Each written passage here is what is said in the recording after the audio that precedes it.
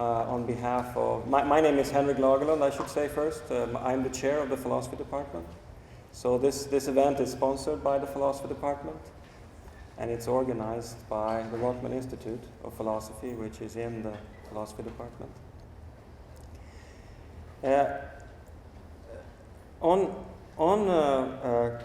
Karl Marx's gravestone, there's a quotation from him that says, so philosophers have only interpreted the world in various ways, but the point is to change it. I think it's fair to say that most of the philosophers that we consider to be part of the canon of the history of philosophy have in some sense changed the world. There's very few, perhaps only one, living philosopher that can truly live up to this, and that is Peter Singer. His book, Animal Liberation, that we are here to celebrate today, has inspired a movement that has forever changed the way we think about animals, or to be more exact, non-human animals. It's now 40 years since it was published, and written by a then considerably younger Peter Singer. It's only in his 20s. It's quite a feat to write such a book in your 20s.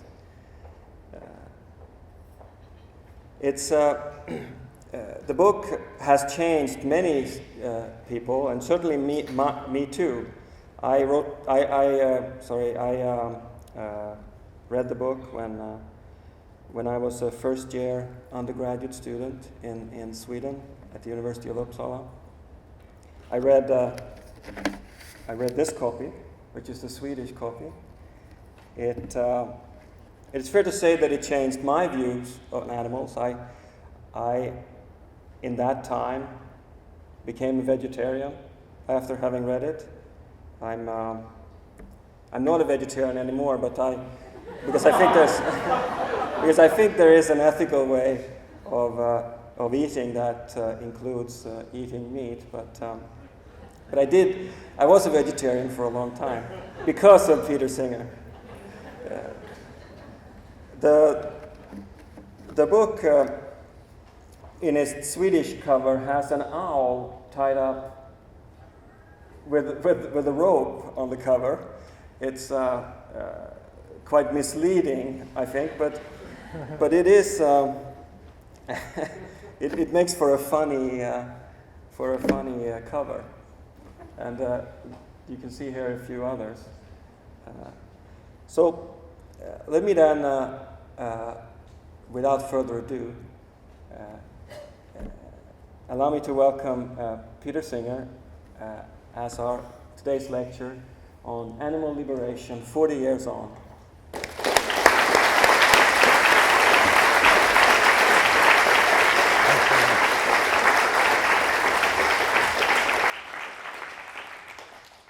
Thank you very much for that introduction.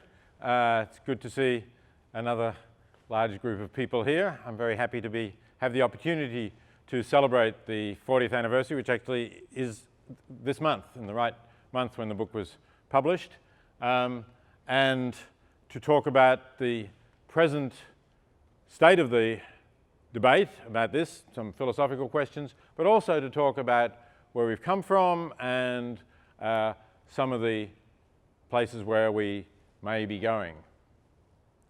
So let's look at, go back first to where we came from, because this is a really fundamental change in ideas that is being demanded by the animal movement.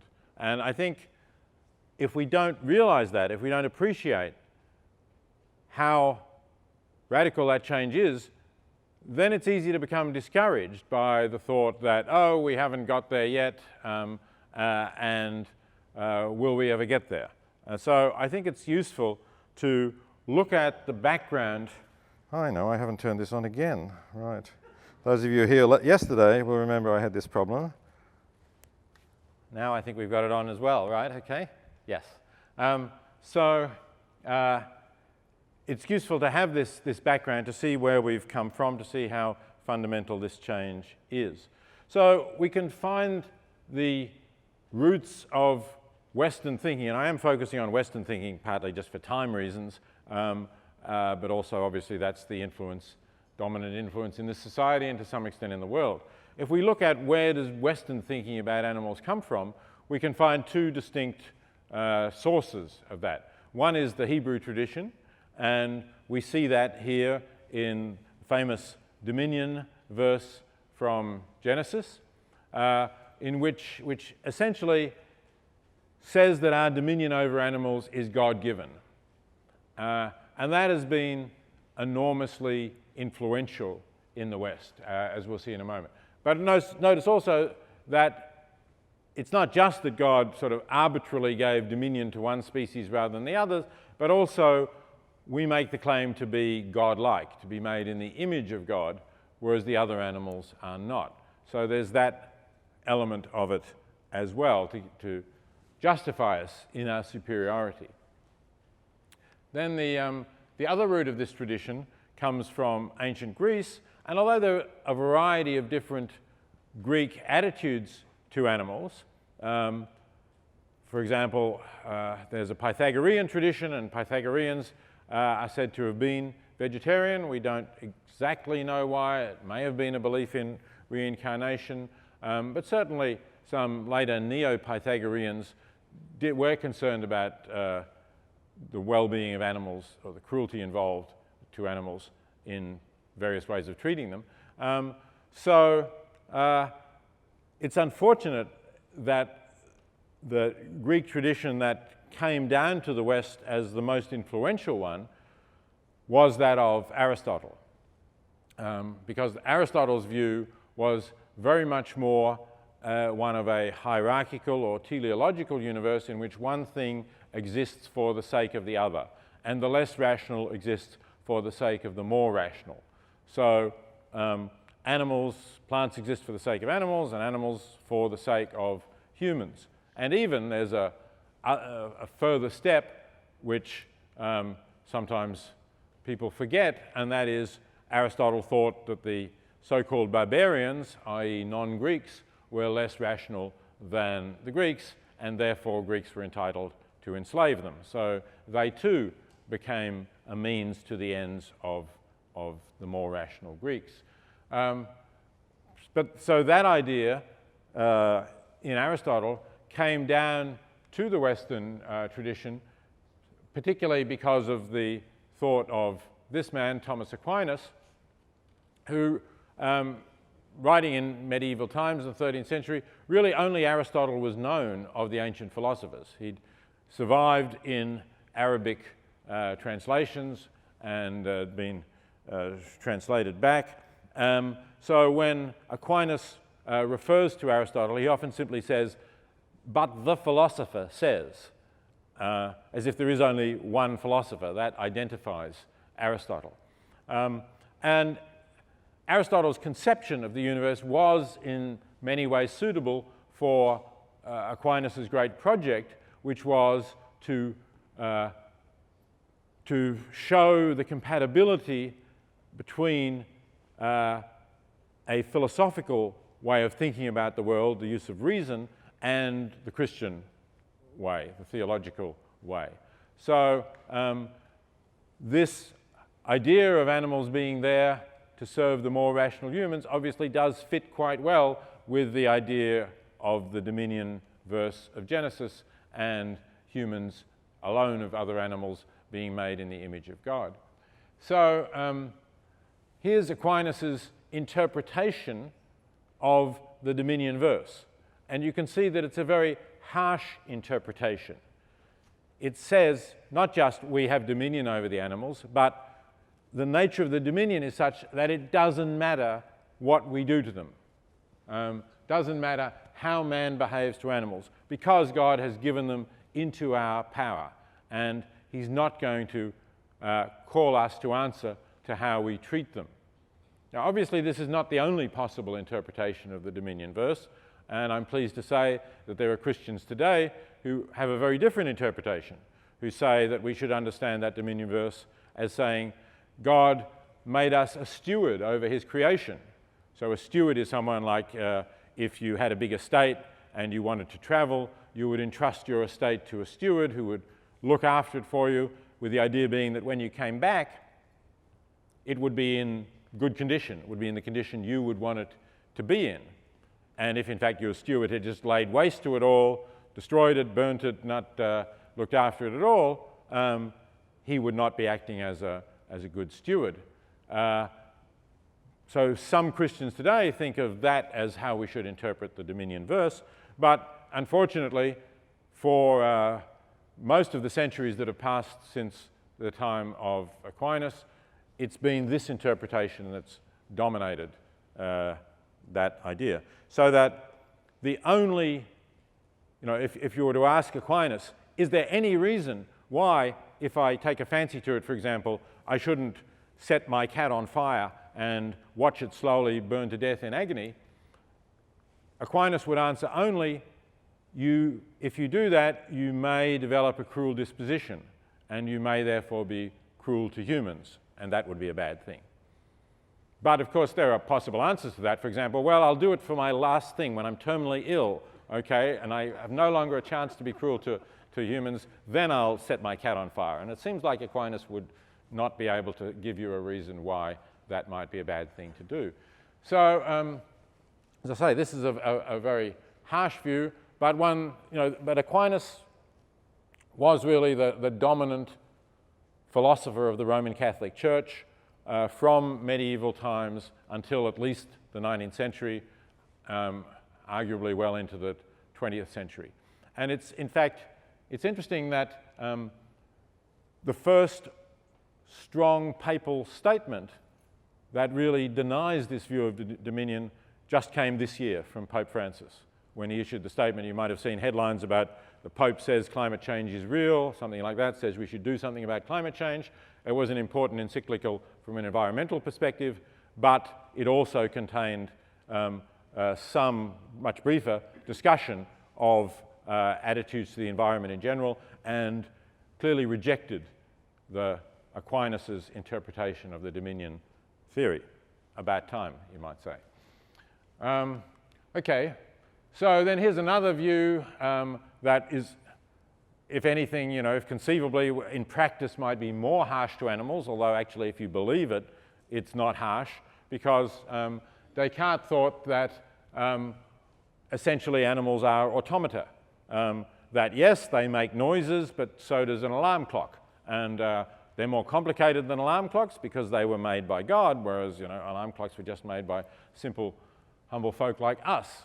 So, so Descartes argued that animals can't feel pain, and that also was seen as justifying a lot of infliction of pain on animals, as this was the period in which vivisection was just beginning, cutting open of animals in order to examine their anatomy, and there were no anesthetics at that time, so you had to strap the fully conscious animal down to the table and then cut it open to see how its heart worked or something of that sort.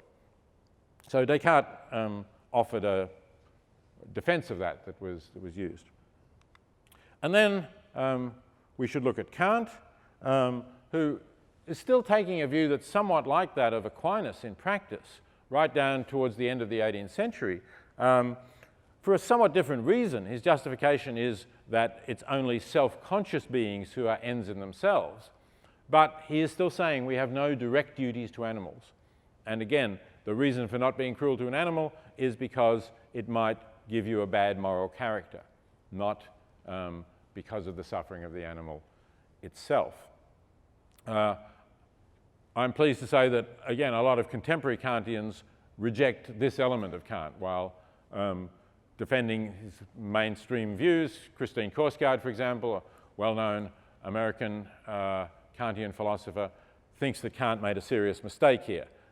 She says, you don't have to be self-conscious to be an end. It's enough that you feel pain, that you're have interests, that's enough to make you an end. Kant was confusing, Korsgaard says, what is required to be a moral agent, that is, to be someone who can act morally, who can attribute right or wrong actions to in a meaningful way, and with somebody who is the subject of morality, the moral patient, you could say, rather than the moral agent.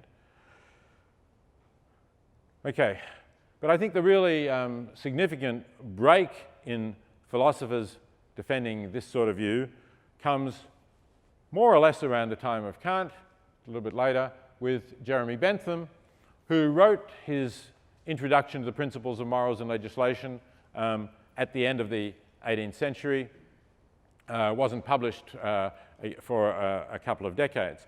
But although it's not a work largely that's concerned with animals at all, but it does contain a remarkable footnote in which Bentham notes that the French have recognized that the blackness of the skin is not a reason for abandoning humans to be tormented by others. He's talking about the fact that the French revolutionaries had freed the slaves in French colonies.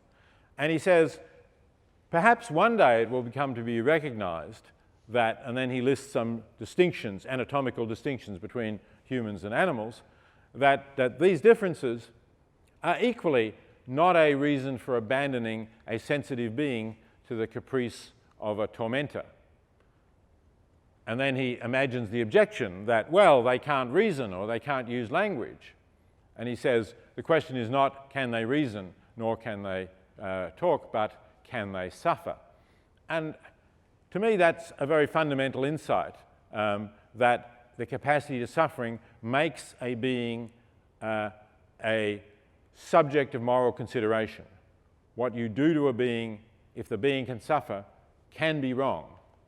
Whereas if it's a being that can't suffer at all, an entity, if it's a thing like a rock, or if it's a cabbage, and we assume that cabbages can't suffer, then there's nothing, it's not something of which you have moral duties in itself. It's not something where you can act wrongly towards it. You might act wrongly towards other beings in relation to it, if it's some farmer's cabbage and you take it, but not towards the cabbage itself. So this, I think, is the beginning of a different view,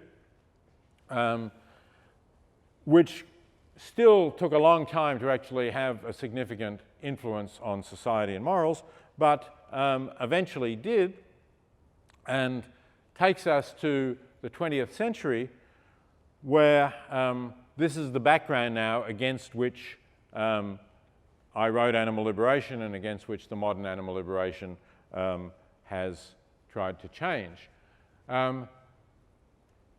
So, and I say here mainstream 20th century view, but it's probably still today pretty much a mainstream view. So it still accepts this idea of the higher human status as compared to animals. In fact, incomparably high. People will still object if you compare animals and humans, even if you say, as I sometimes have in my writings, that a chimpanzee might have higher cognitive capacities than a newborn infant or a human with profound intellectual disability, and I use that to raise questions about, do humans always have a higher moral status just because they're humans? Some people get very offended just by making that comparison, because they think humans always have this incomparably higher status than animals. So that is still, I think, widely, though not universally held view. Secondly, of course, it is true that animals are items of property, that is, their legal status in pretty much everywhere. There's been some sort of tinkering with this. For example, in the European Union, the Treaty of Maastricht says that animals have the status of sentient being. But it doesn't say, and therefore animals are not items of property. But, you know, you can only be in relation to them, for example, as a legal guardian, as you might be in relation to a child. That would be a really different status. But just to say they're sentient beings without rejecting their status as property doesn't really make a lot of difference. And of course, you might have seen that there's an organization called the Non-Human Rights Project that's been trying to get writs of habeas corpus for imprisoned chimpanzees. So that also would dramatically change their status if you effectively made them a legal person. But that also has not been accepted by any court as yet. Okay, so that's part of the 20th century view, and here's the next bit of it. So what follows in terms of our duties? Well, in contrast to Aquinas or Kant, most people today, I think, do accept that we have duties to animals, that we have duties to treat them kindly, other things being equal. So if you see somebody in a street who is hitting an animal with a heavy stick, pretty much everybody would think that there's something wrong, they ought to stop it. If you see children torturing, setting the cat on fire again or something like that, people will stop that. They will think, that's cruelty, we ought to be kind to animals, and they will teach their children to be kind to animals. But this is an easily overridden duty. And it's overridden by things that we see as in our interests. So, for instance, we accept a great deal of cruelty, a great deal of suffering inflicted on animals in factory farms because we see it as in our interest to consume animal products, and factory farms produce animal products more cheaply than alternative farming systems. So those systems continue with some modifications, as I'll come to, but they still continue. The idea is still broadly accepted. So we're not giving the same weight to the interests of animals as we give to human interests, even where their interests are similar. And that's, as I say, the background against which 40 years ago Animal Liberation appeared. That's the original edition, the one that was released this month 40 years ago. And what I wanted to argue against is the idea that, for which I use the term speciesism. I didn't invent the term. I got it from a man called Richard Ryder, who was campaigning against experiments on animals in Oxford, where I was at the time a graduate student. And I saw a leaflet that he handed out of a picture of a very sad-looking chimpanzee suffering from syphilis, which had been deliberately infected with syphilis as part of animal research, and it had the heading speciesism. And I thought, yeah, that's a term which really makes an analogy with racism and sexism, terms that people are more familiar with. And I think that analogy, although like any analogy it's not perfect, that is a defensible analogy in important respects. So the idea here is that just as with racism, we know that there's a powerful group which develops an ideology. I'm thinking, perhaps not of something that anybody would really own up to today, but of what was quite openly defended in times of the slave trade. So a dominant group, Europeans, develop an ideology according to which they are justified in capturing or buying Africans, transporting them in horrible conditions to the New World and selling them there, using them there for labour, again in quite horrible conditions. And obviously ignoring their most vital interests, their interests, for example, in their family, being able to split up families, buying and selling slaves. So there's something similar that goes on with our view of animals. We also are a dominant group. We develop an ideology, you've just seen examples of it, which justify us, which we believe justifies us, in doing all sorts of horrible things to non-human animals in order to benefit ourselves, and again, without giving serious consideration to their interests in not being treated in this way. And although, obviously there are big differences between humans and animals, bigger differences than between Europeans and Africans, the question still is that boundary that is drawn, the boundary around our race or the boundary around our species, is that really what's morally relevant to how we are entitled to treat a being? And my answer is no, in both cases, and also with sexism. The boundary is not a morally relevant factor in how we are entitled to treat different beings. So, to look at that, then you have to say, well, what is the principle then that we ought to apply here? And what I argue in the first chapter of Animal Liberation is that the ethical principle we apply ought to be the principle of equal consideration of interests. So I came up with this by looking at various justifications of equality. Because I started thinking about this puzzle because I was also interested in the philosophical question of what justifies our claims to equality among humans. Okay, we have all these political slogans that say all men are created equal, or all humans are equal, or all humans have some kind of equality. But often we don't stop and think, well, what exactly do we mean by that? Why do we think that all humans are equal? But philosophers do stop and think about that. That's part of their job. And there are have been ongoing discussions in the literature, there were in the 1970s, about what's the best basis for defending claims of equality among humans. Well, clearly they can't be claims that humans are all the same, because in terms of just about anything that you think of as morally relevant, humans are going to differ significantly.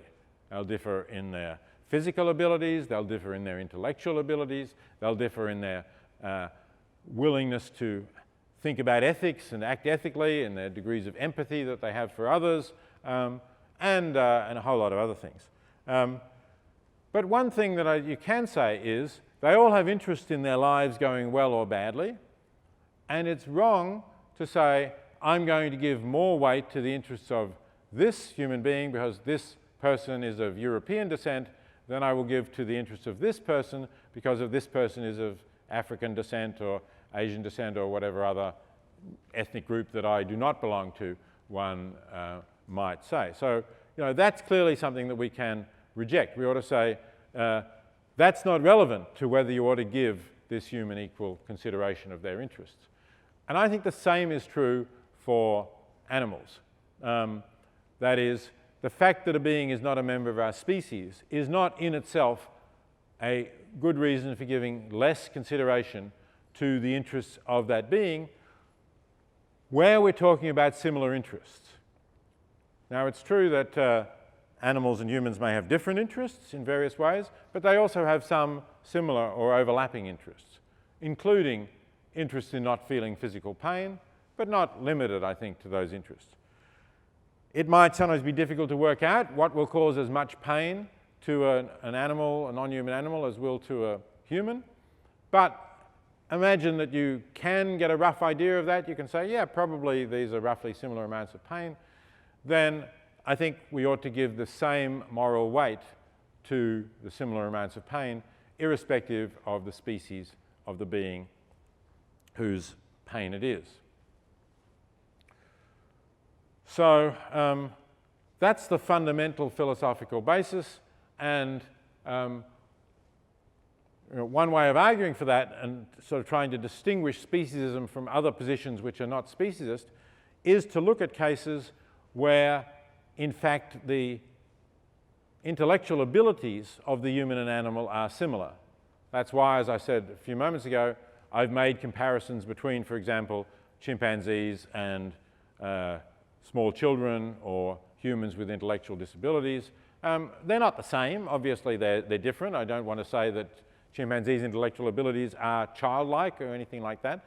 But at least it would be hard to say, I ought to give more consideration to the interests of this small child or this intellectually disabled human because they're more rational than the chimpanzee, or because they have greater self-awareness than the chimpanzee, or because they can use language to a higher degree than the chimpanzee.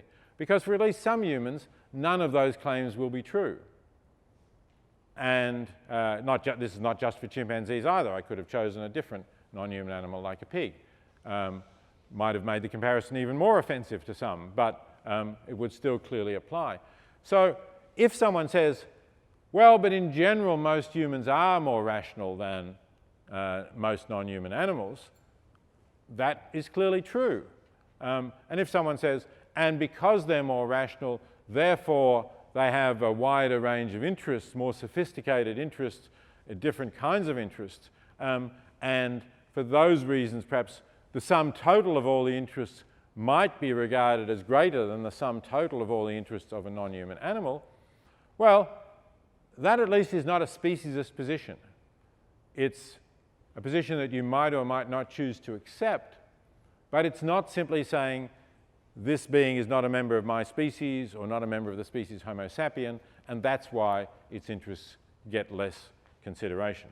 So when you do get to those sorts of claims, they're worth discussing, and I want to say a little bit now about what seem to me to be some of the still open philosophical questions about the animal movement, which can be discussed, which go beyond this claim. And I think this claim, in 40 years, I've not seen a good counter-argument to this claim. There have been various attempts. I think they're all pretty weak.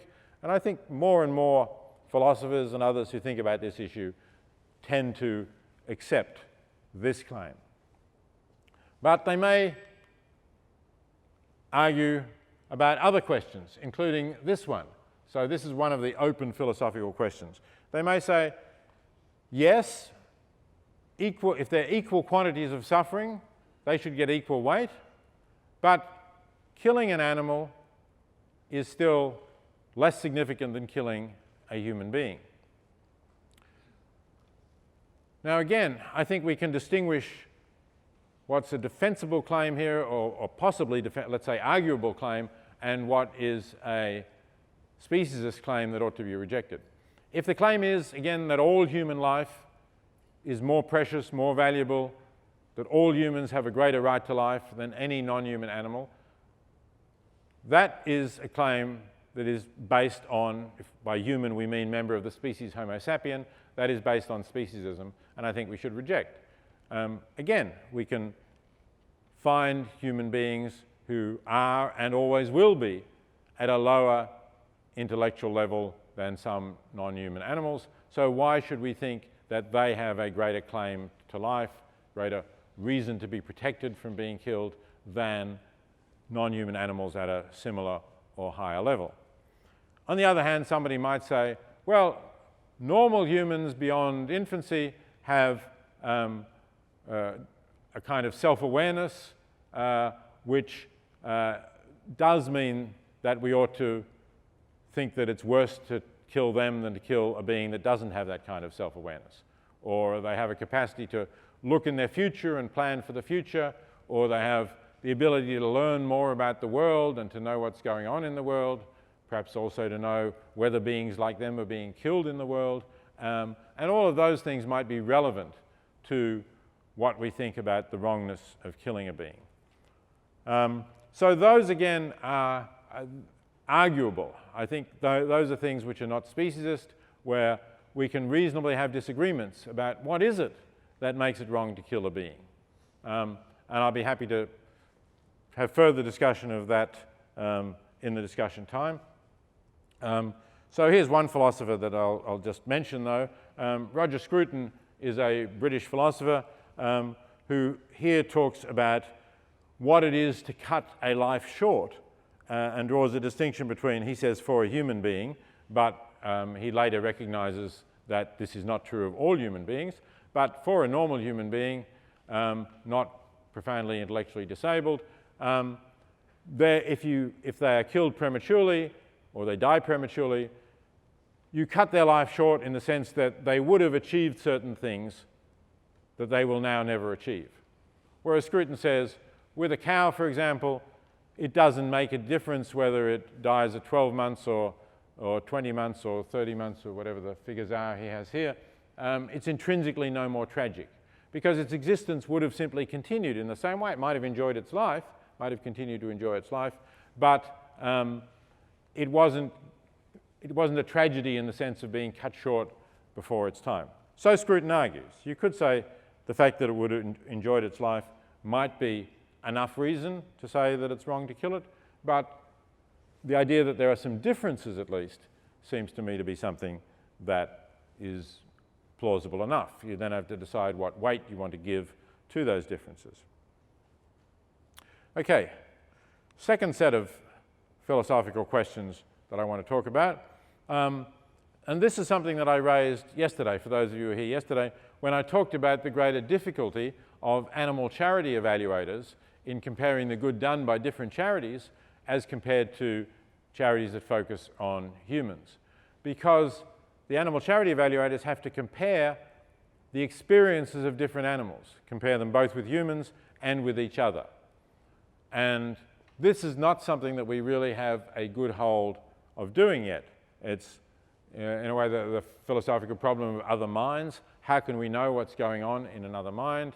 How do we even know where the boundaries of capacities to feel pain and suffering are? That's also a different question. That's kind of a question at the end of this spectrum, if we want to say that. But I don't quite know how we're going to make progress. I mean, we have, over the last 40 years or so, we've certainly learned a lot more about what goes on in the minds of other animals through close observation of their behavior and ethologists studying their behavior. We also learn more about their neuroanatomy and what goes on in their brains, various things. And some of this, I think, has firmed up ideas that were perhaps more doubtful about, let's say, whether fish can feel pain, which is something that's sometimes denied. So I think we know more about that.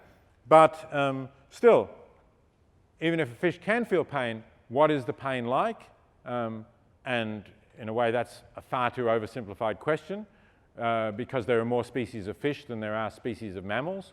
So if we don't assume that pain is the same in a mouse and a human, then why should we assume that pain is the same in a groper, for example, or a herring?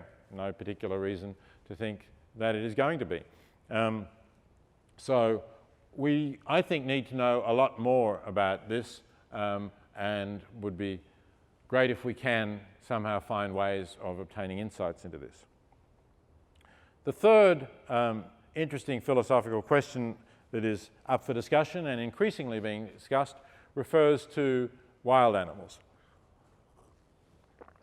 This is not something, in fact, none of these three questions really that I've put up are questions that I discussed much in Animal Liberation. I put aside the question of killing because I thought it was complicated and I wanted to make the simplest possible argument as I was writing a book for general readers, not just for philosophers. But I have talked quite a lot about questions about the wrongness of killing in later work. I haven't talked much about comparing, or I haven't written much about comparing different experiences of different animals. And I haven't written much about this because I've generally had the view that, look, we're inflicting so much suffering on animals under our control, particularly factory farm animals, which, you know, the number is vast, something maybe like 60 billion animals in factory farms worldwide. That I've sort of thought, well, you know, why get into wild animals? It's hard to know what's going on. It's only going to, you know, invite ridicule if you start saying, well, animal liberationists want to police nature, they want to stop the lion killing the gazelle or something of that sort. You know, it's a bit like what I was talking about, some of the further reaches of existential risk last night. It's not a good way of getting more people to think seriously about the general ideas of animal liberation. But there are more people starting to think about this question. Jeff McMahon, who now holds the chair of White's professor of moral philosophy at the University of Oxford, but was, until quite recently, at Rutgers University in New Jersey. Had a piece in the New York Times blog called The Stone, in which he raised the question about whether, if we could interfere with carnivores in a way that did not upset the balance of nature and reduce suffering, whether that would be a good thing to do. And he took that prospect quite seriously, at least as a theoretical prospect, not perhaps as a practical one. And if you look online now, there's a lot more discussion about this as well among people in the animal movement, some of whom think that this is a really big issue because they think that there is a lot of suffering going on in nature, and how much suffering you think is going on in nature will depend on where you think the boundaries of suffering stop, whether you think, for example, that insects are capable of suffering or not. But some people have started to at least talk about this, and it raises an interesting set of philosophical questions, not only questions about where are the bounds of suffering, but also, of course, questions about should we interfere with nature. And the counter-argument there is that there are values in nature which we would be going against if we disturb natural ecological systems. So most people who are interested in environmental conservation will think that this would be a bad thing to do.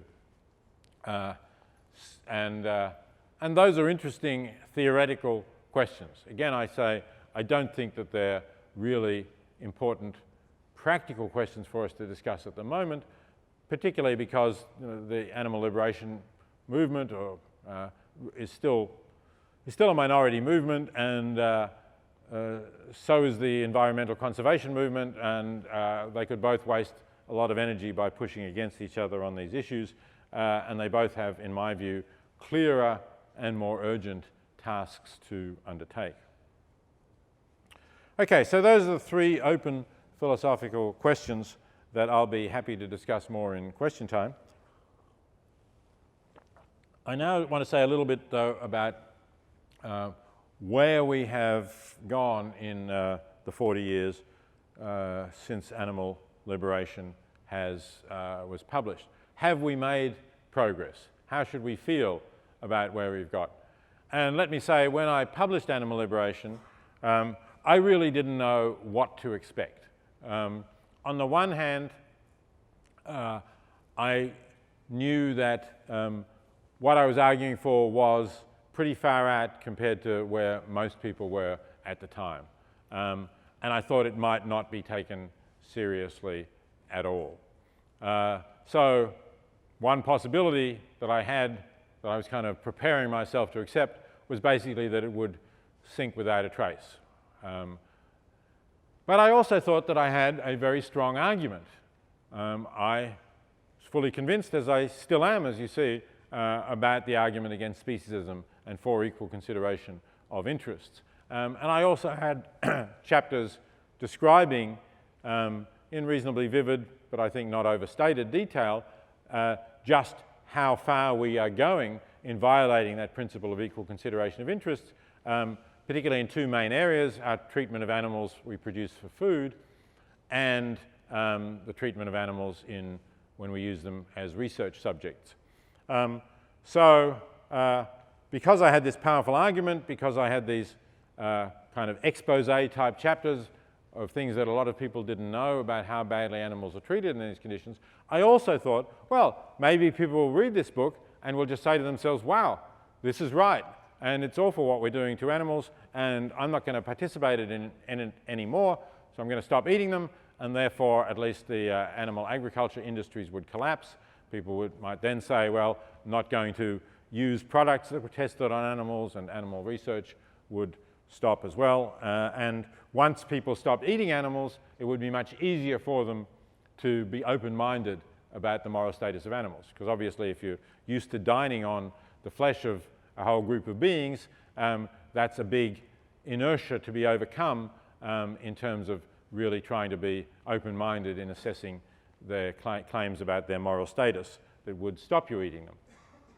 So I didn't know what would happen, and I think, but I had those, in a way, those two extremes as possibilities. And I think what's happened is clearly somewhere in between. I wouldn't go so far as to say in the middle, because I don't think it's quite as far as in the middle between the abolition of animal exploitation and disappearing without a trace, but it's somewhere towards the middle. And let's just look at some of the examples, some of the things that have happened. And I'm going to focus particularly on the use of animals for food because of the enormously larger numbers involved here. As I said a moment ago, 60 billion animals used annually in world food production, 60 billion land animals, I should say. It doesn't include fish, and most of them in factory farms. So if you compare that to the number of vertebrates anyway used in research, then you've got 600 times more animals used in food. So if we can make progress in that area, that's going to be much more significant than progress in other areas. Well, how have we done in that respect? Let's just go through some of the major issues that have been raised, which are mostly to do with the most extreme forms of factory farming, the most extreme forms of confinement. What you see here is gestation crates or gestation stalls for pregnant sows. These are the pregnant animals who are the mothers, the breeding mothers of the pigs that are reared and sold for pork, bacon or ham. They are essentially breeding machines. They're kept there for several litters until their reproductive fertility starts to decline a little bit, and then they're sent for slaughter, and they might be made into some kinds of pig products, but they're, they're old and tough. They're not the animals that you're going to eat if you do eat pig meat products. But they're the breeders, and they're very closely confined like this for their entire pregnancy, which is effectively most of their lives, because they're only very briefly allowed to suckle their piglets, also in a different form of confinement. Then they're brought back on heat and either artificially inseminated or put with a boar, and they become pregnant again, and they're back in these stalls. So they're spending most of their lives in stalls that, as you can see here, are too narrow for them to turn around. If you can see properly, you've got one in the middle just sort of lying there. Her legs are sticking out into the stall of her neighbour here, and the same is happening with the legs. This is the legs here of this sow here. So all they can do is lie down and stand up. They can't even turn around. The stall is too narrow for them to turn around. They don't have any straw to bed down on. Pigs will, if you allow them, will build a kind of a nest out of straw or leaves. They're forest-dwelling animals, leaves or some matter like that. But that would complicate the handling of them, would cost something to provide the straw, and it would make it more expensive to clean. These are, you can't really see it here, these are metal slats. So they're lying just on metal slats, and there's a manure pit underneath, and every now and again they'll get hosed down and the manure will be hosed through. So it's the cheapest way of doing it. It's obviously not what the pig would choose or prefer. Now, that's been the subject of campaigns from the animal movement, with significant successes, as you can see here, banned in the UK in '99. A notice of ban was given in 2001 across the entire European Union, banned in Florida, Arizona, Oregon, Colorado and California with various phase-in periods. The EU ban comes into effect in 2013. Here in Canada, you didn't go as far as the EU, unfortunately, or let's say not as quickly. Instead, what you did was to ban these crates for new or renovated sow stalls. So it's going to take a long time, nobody really knows quite how long, for sow stalls to disappear in Canada, unfortunately. It'll depend a bit on how well people enforce the provisions about renovating them and what that is actually going to mean. California has now banned them. That ban, phase-in ban, has come into effect. If we look at another example, veal calves. This, again, when I wrote Animal Liberation, was a standard method of producing white veal or pale pink veal. The calves were taken from their mothers pretty much as soon as they'd had the colostrum, after a day or so, put indoors, these are the male calves that are not from dairy cows. They're not used for milk, obviously, as males.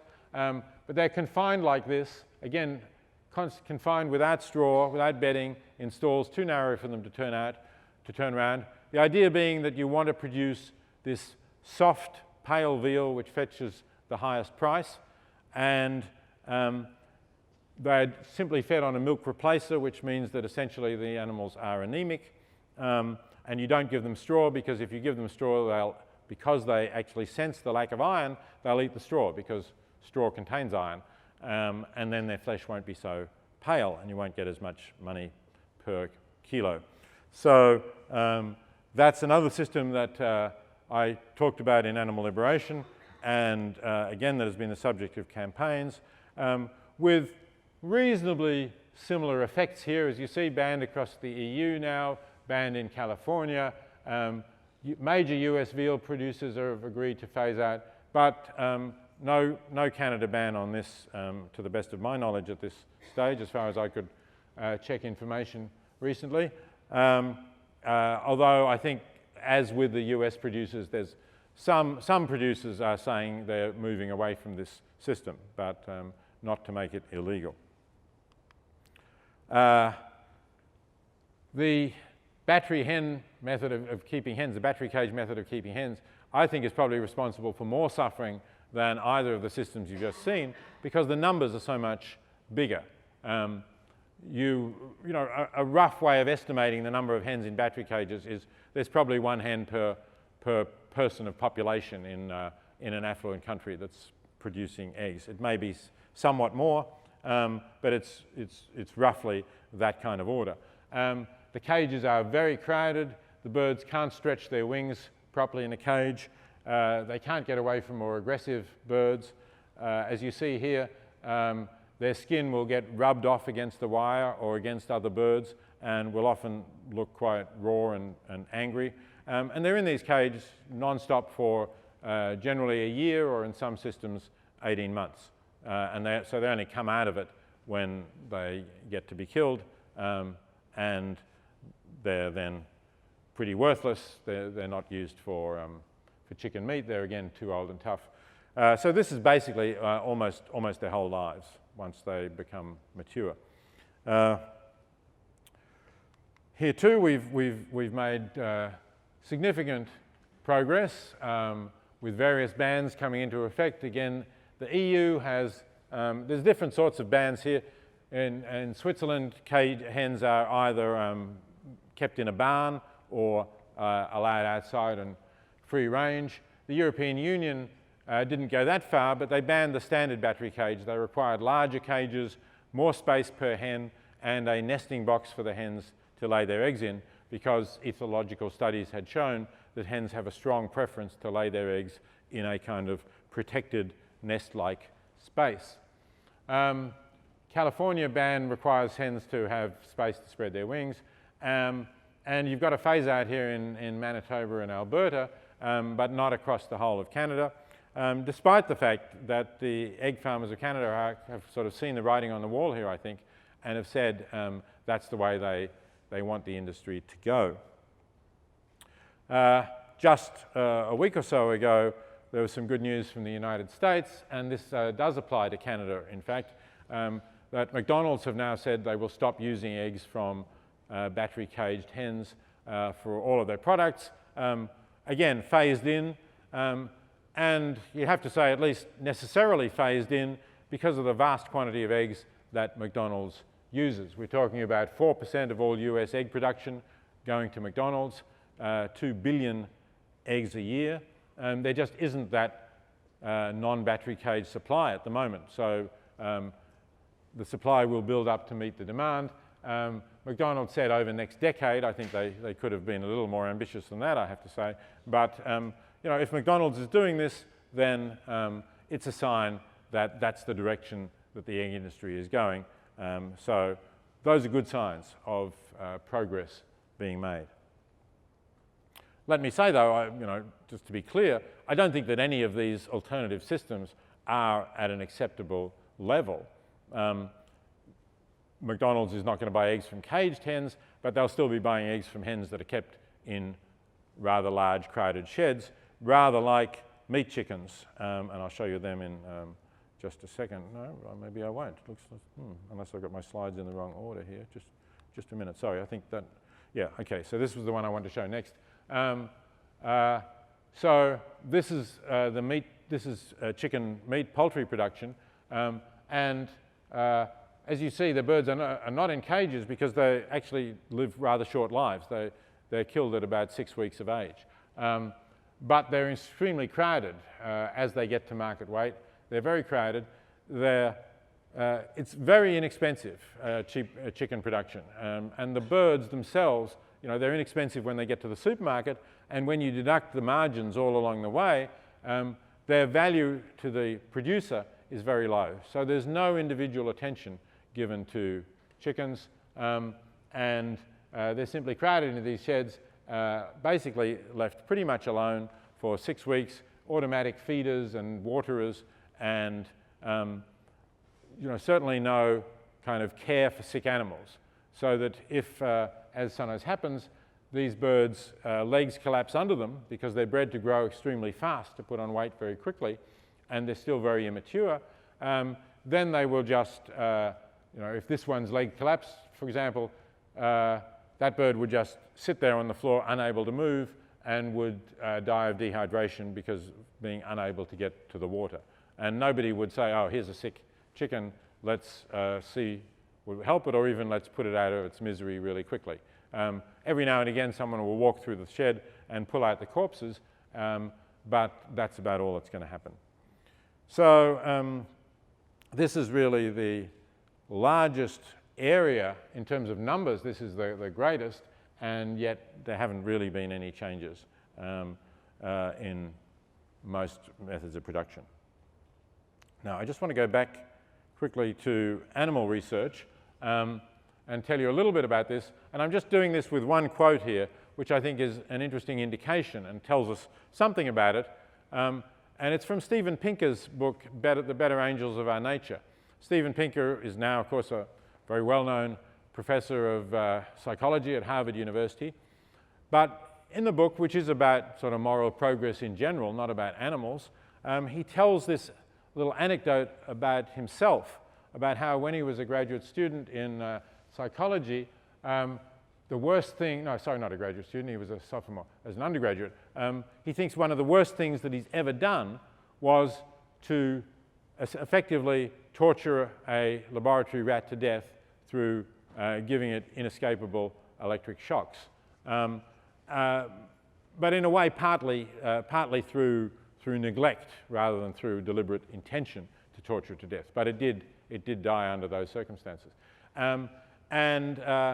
He was obeying the orders of his professor to set up this piece of research and do what he did.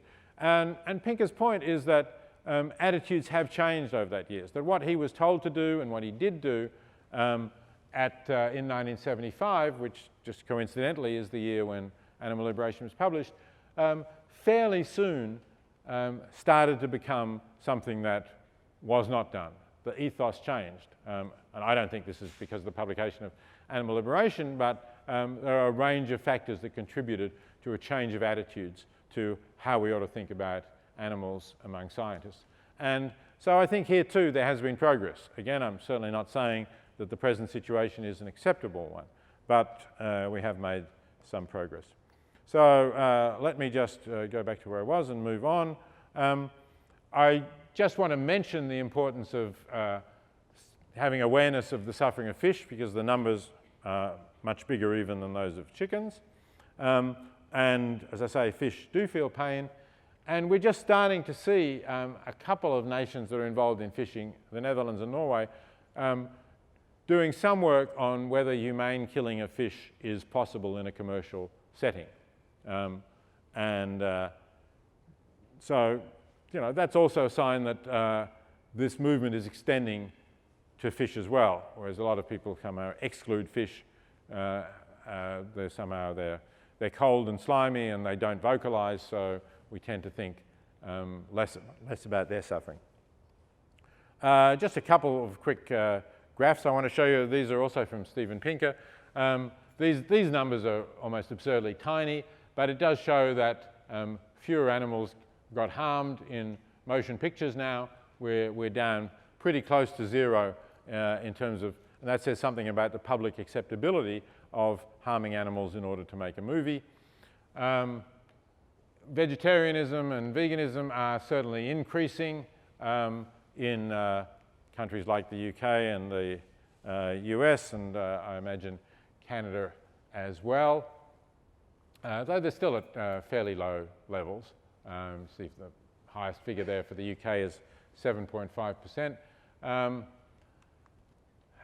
Interestingly, meat consumption has, for the first time, started falling in the United States about 5 years ago, 2008 or 9 or something like that.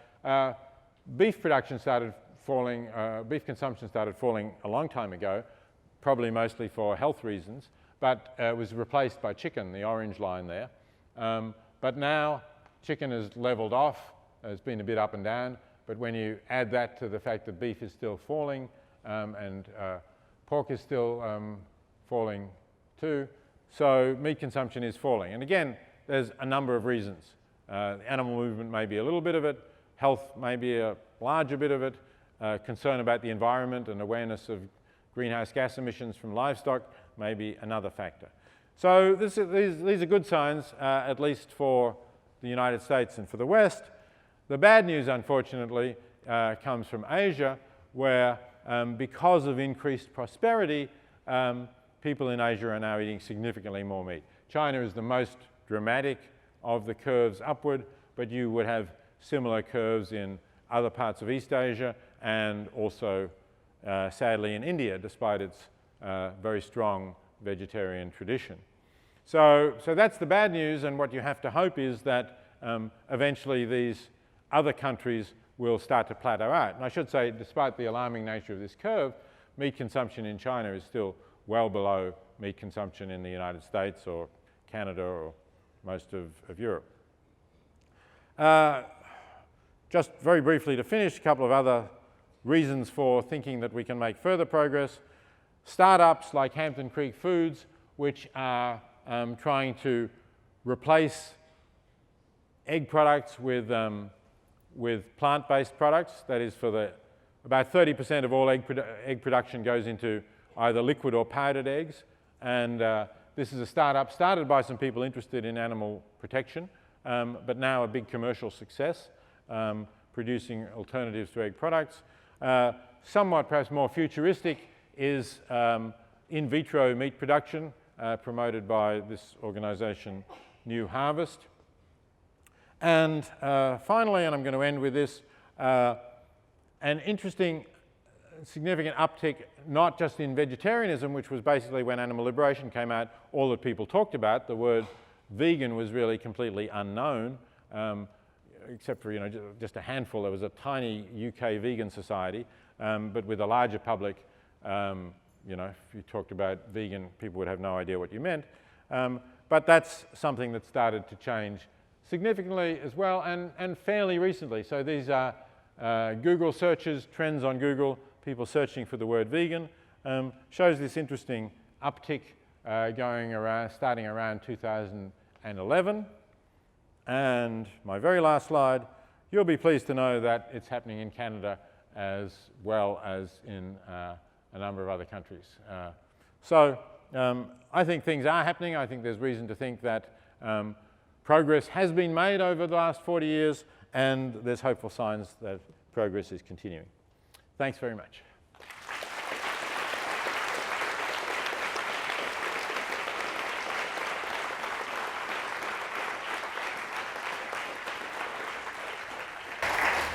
Thank you very much, Peter. So we have some time for questions. We see where's the microphone is coming here. Okay. If you have a question, can you please try to seek out the microphone over there? Try to sort of make your way towards that. And thank you very much, Professor Singer. I enjoyed your talk last night and this afternoon. It's been an honor for me to come here. Thank you. One thing I found rather interesting was, I think it was a British philosopher who suggested that if we shorten a cow's life, when it would have the potential for living maybe 40 more life, we're not really taking anything away because it would simply exist. But if we shorten a human's life, I think the word used was tragedy because of the potential contributions. But from what I observed, I think that that's an assumption. Because unfortunately, many of the humans that I know actually do not make a contribution, other than to steal from the size by last night that consume and create garbage. And that is not making a contribution with no value judgment at all, whether it's doing one thing that contributes to either the community or the larger society. They all I observe, and certainly my neighbors, colleagues at work, is them consuming the Venus treadmill. So I think that's actually quite an assumption that a human's life taken early would deprive us of their contributions. And I'm not sure where that assumption comes from. Okay. Well, thank you very much for that comment. No, it's a comment, but just to make it clear, what I was saying in that section was these are philosophical questions that are worth discussing. I wasn't endorsing, you're right, it was a British philosopher, Roger Scruton, who I was referring to there. I wasn't endorsing it, but you know, there would, some people would have a different sense, I guess. You're talking about achievements in the sense of social contribution, and clearly there are some humans who don't make an achievement in that sense. But I guess Scruton probably had in mind a different sense of achievement, maybe the idea of your life going in a certain direction. And so that's, I think, a question that would need to be explored further as to what we are counting as an achievement of value. But thanks for the thought. I was here last night as well. Yes, you asked a question too? Yes. And again, I actually have two questions, if you don't mind. My first question is, you were talking about certain attributes as not being morally relevant. For example, rationality, which you can't, I suppose, it is morally relevant. I didn't say rationality was never morally relevant. In fact, I included it among the things that might be relevant to the wrongness of killing.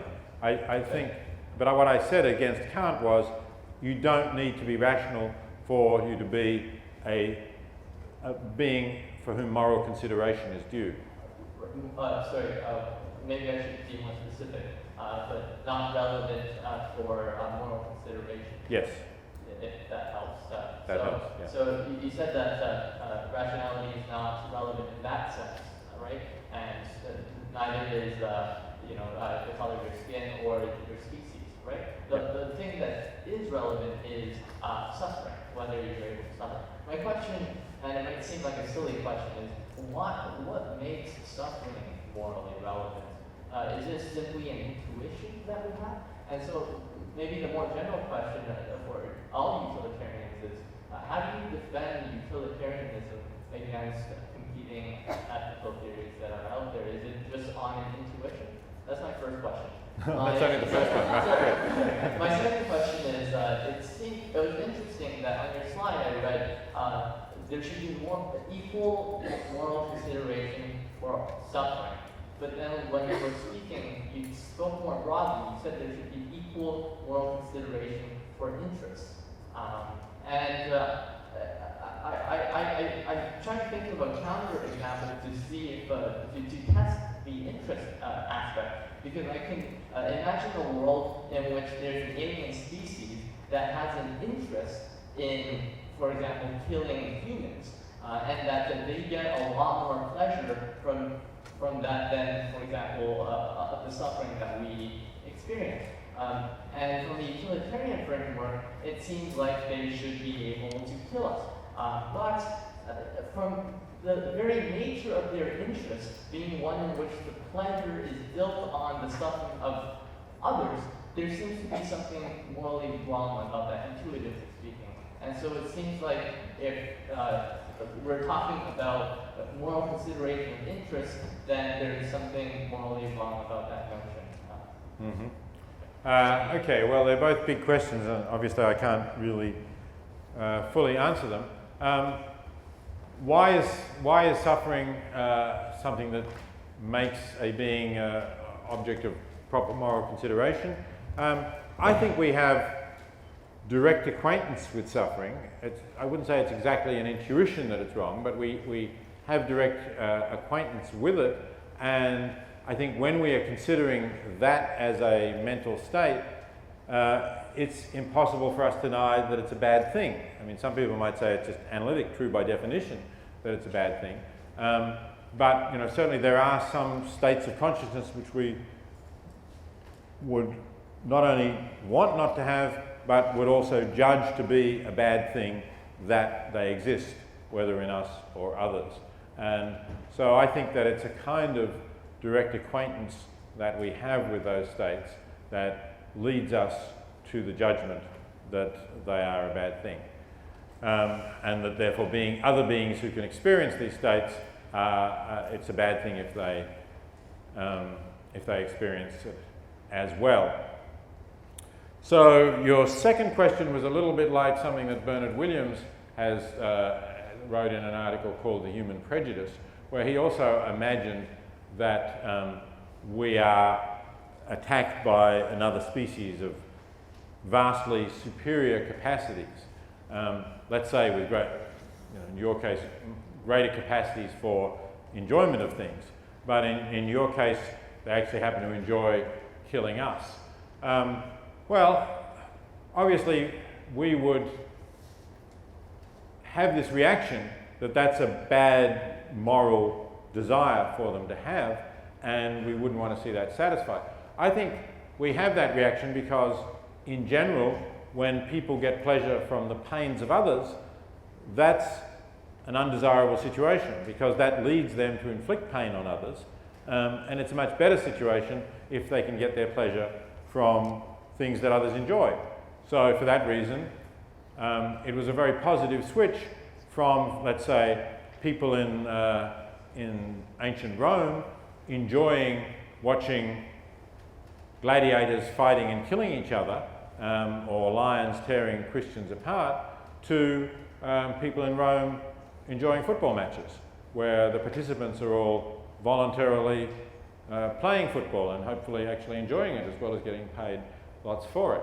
So, so that's a better situation because then we kind of resolve this conflict. And I think that's why we would think here too, it would be better to persuade these higher beings to get their pleasure from things that don't involve killing us or forcing us to suffer. Now, you could, I guess, come back and say, well, suppose it's somehow hardwired into them, they just can't.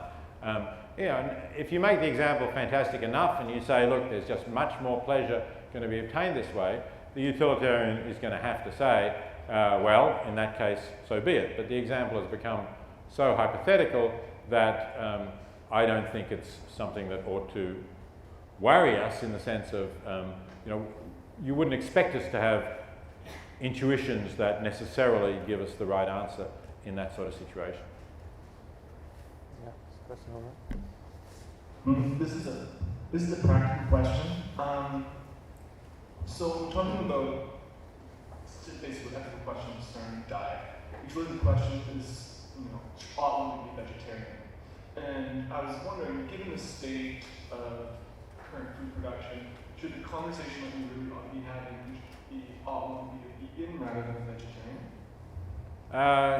Well, yes, I think it probably should be. I think, there's a whole lot of different positions that people take. And I think that, so as I've said, there's good arguments against most meat production, the dominant forms. And those arguments apply to the dairy industry pretty straightforwardly, I think. They also clearly apply to the egg industry, as I've shown. But there's a further question, I guess, whether there are some methods of producing animal products which don't cause suffering and compatible with the animals having good lives. Perhaps one of the better candidates would be free-range egg production, where you have a reasonably small herd that is looked after by somebody. They actually are out on grass. They're not just inside sheds, but they have shelter to go into and lay at night. you know, the hens at least can have good lives. Now, it's probably true that they are going to get killed prematurely because the rate of lay will drop off. So, you know, somewhat analogous to human females, for instance, they will stop menstruating but still have the possibility of many years of good life. So hens will also stop laying eggs or greatly reduce the rate of lay, but still have the possibility of many years of good life. A commercial farmer is not likely to keep them beyond that point, and a commercial farmer is not going to keep the male chicks of the egg-laying species because they're not useful for meat. They've been bred to produce eggs, which they won't do. So there are still things that you can object to, but I think, you know, if somebody were to say, look, I really enjoy my fried egg in the morning, and I have this local farmer who I know looks after the hens well, you know, I don't think it's a matter of saying you have to be totally pure in all of these cases. And the same is true about being vegan rather than vegetarian in some circumstances where it's difficult, you know, it's still difficult in many countries to eat, you know, as a vegan particularly if you're not preparing your own food. So to me, it's not a matter of saying, you know, we must follow this hard line, but is in general a vegan diet better for animals, better for the environment than a diet that is vegetarian but includes dairy and eggs? Yes, I think it is. So thank you very much for the talk. I just had a quick question about, you led off with Aristotle and about how sort of his views led to the view of animals in the Western tradition as property or subject to the dominion of humans. And I'm wondering if you could maybe respond to certain interpretations more recently to Aristotle and Aristotelian views. I'm thinking of philosophers such as Philip of Foot, which could conceivably be used, depending on a notion of a natural goodness, could conceivably be used to defend this idea of animals having an intrinsic good of their own as well.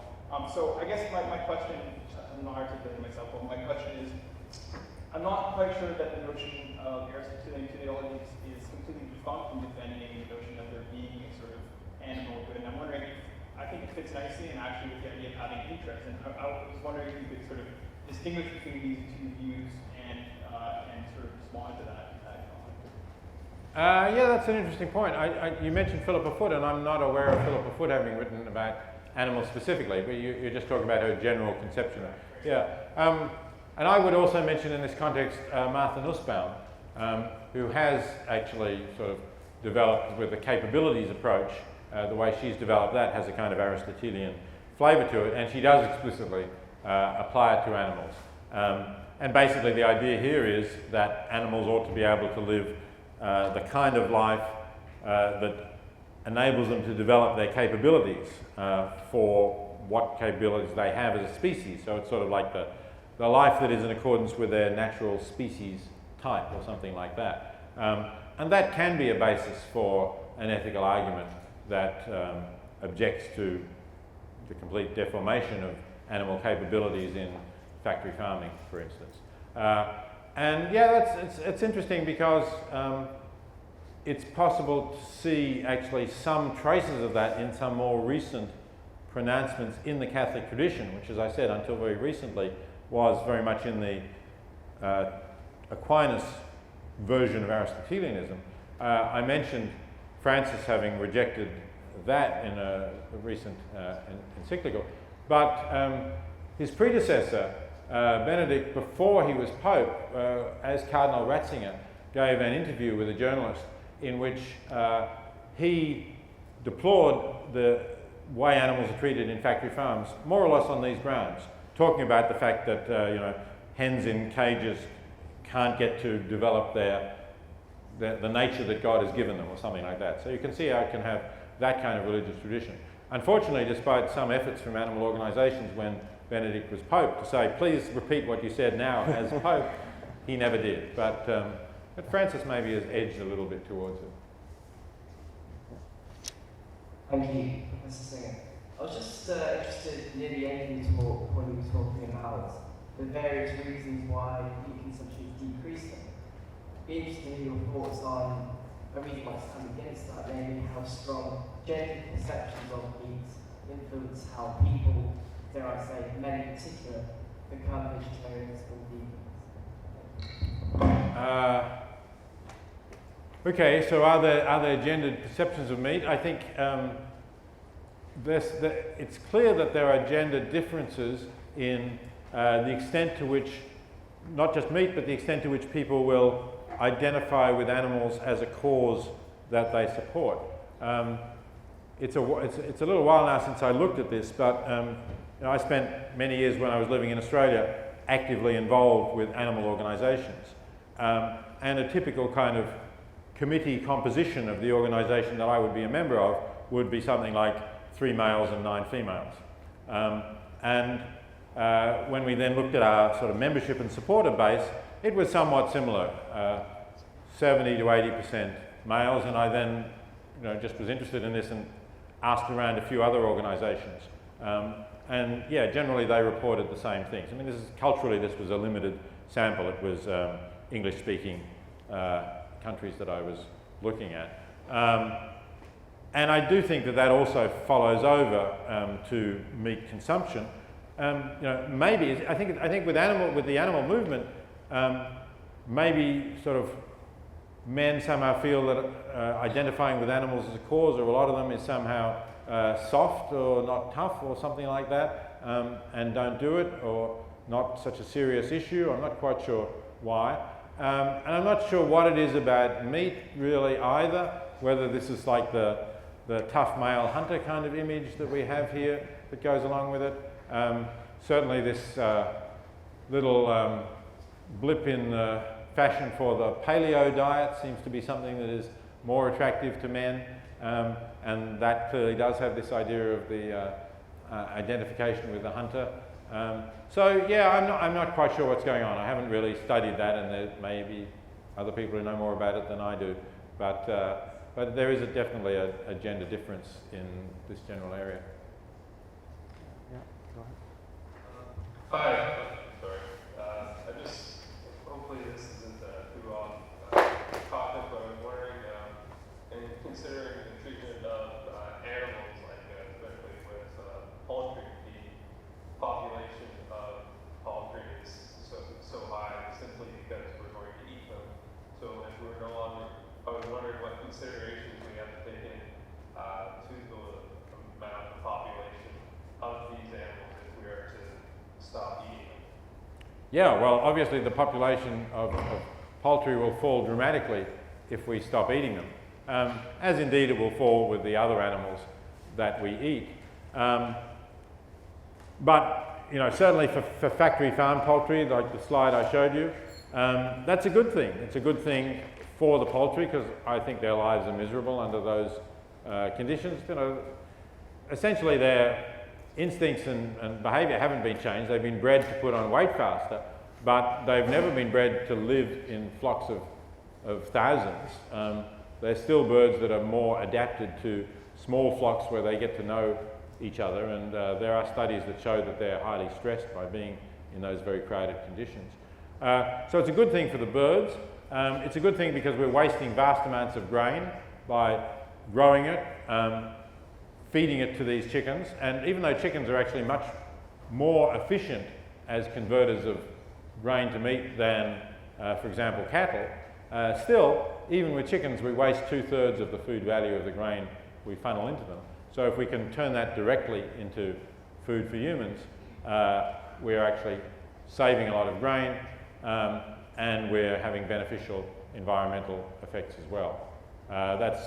The beneficial environmental effects are actually even stronger with cattle because of cattle's enormous contribution to climate change.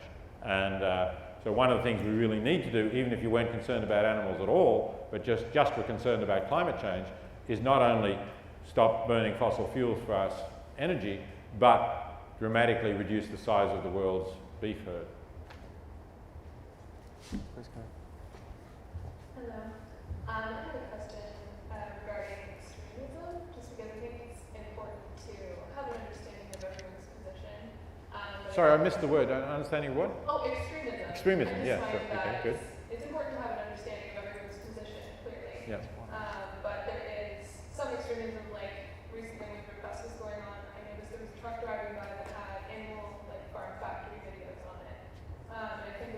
like affecting a gorilla standpoint, but it's also kind of bordering on inappropriate in a way, because there are children around who can see things like that. So I was curious as to how you would suggest that we navigate that kind of extremism that you find in this area. Okay, I have to say, when you mentioned extremism, what came to mind was not a truck showing videos. There has unfortunately been extremism in the animal movement. It's involved threats to people doing experiments, and in a fortunately very small number of cases, it's involved the infliction of physical harm, including the mailing of letter bombs, which have injured people. I don't think anybody has been killed, if I remember rightly, but certainly there have been violent tactics, and there have been people picketing outside the houses of people who do experiments and hurling abuse and so on. I do object to that. I think the animal movement needs to be clear that it's a movement with a strong ethical basis, and once it gets into violence, violence against other beings, other humans, then I think it's clear that it's departed from that ethical basis, and it's counterproductive as well. Do I think of videos of industrial production, animal production, as extreme? I'd have to say no. People are eating these things. I think what's extreme is inflicting this on chickens.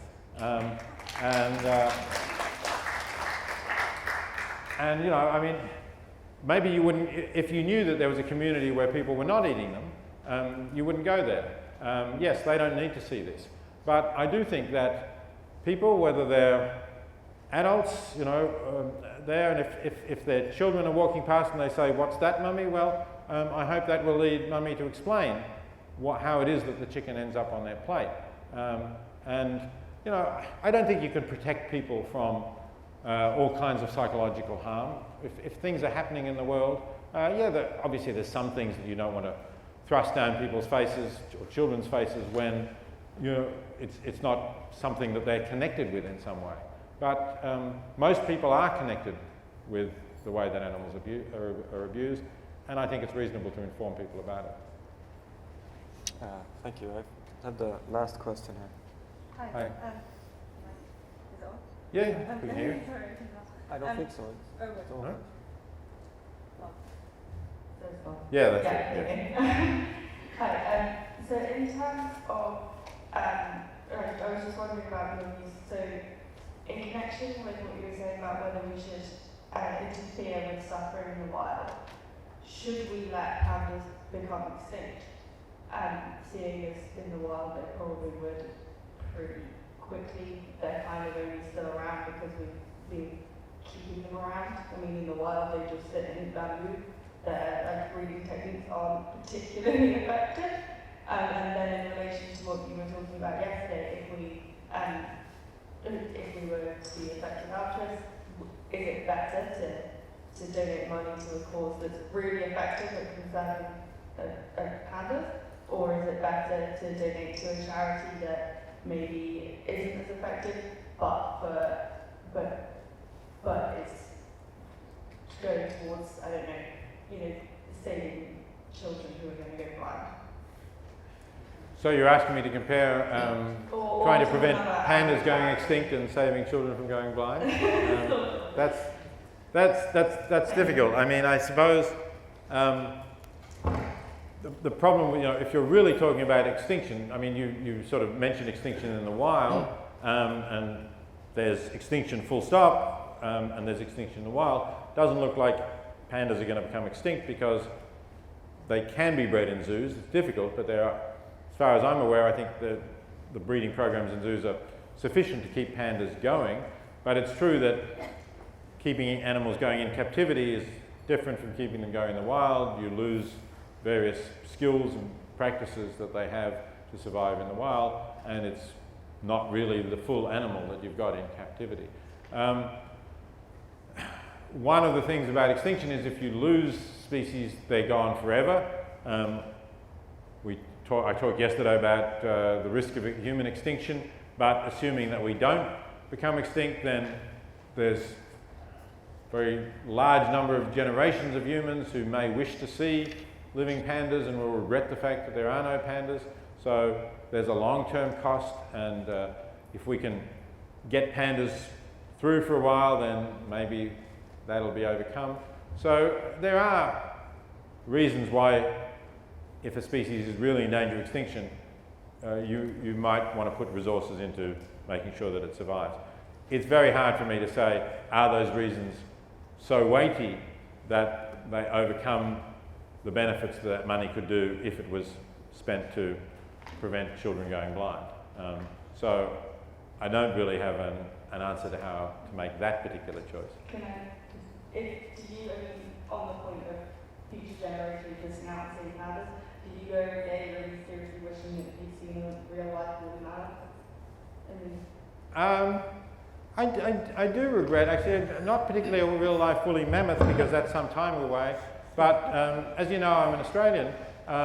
The thylacine, sometimes called the Tasmanian tiger because it was a striped marsupial animal roughly the size of a wolf, became extinct only in the 20th century. And it was essentially hunted to death because the sheep farmers didn't like them. They believed they took sheep, maybe they did take lamb sometimes, and a bounty was placed on their heads. That seems to me to have been really a pretty criminal act, at least to continue the bounty even when it was clear that numbers were falling. And I do regret, I have gone hiking in Tasmania, I do regret that those hills no longer have that, you know, remarkable animal that lived just a century or so ago.